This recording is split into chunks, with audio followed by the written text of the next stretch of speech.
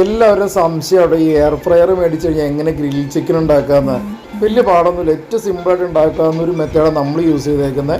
അത്യാവശ്യം പച്ചമുളക്, ഒരു പകുതി സവോള, ഒരു പകുതി തക്കാളി, പിന്നെ മല്ലിയില, പുതിനയില എല്ലാം കൂടി മിക്സ് ചെയ്തിട്ട് അതിനകത്തേക്ക് കാശ്മീരി ചില്ലി, പിന്നെ നല്ല ജീരകം, പെരുംജീരകം പൊടിച്ചത്, ഉപ്പ്, ഒരൽപ്പം സൺഫ്ലവർ ഓയിൽ, കുറച്ച് വിനാഗിരിയും കൂടെ ഒഴിച്ച് നന്നായിട്ട് മിക്സ് ചെയ്യണം കേട്ടോ മസാല.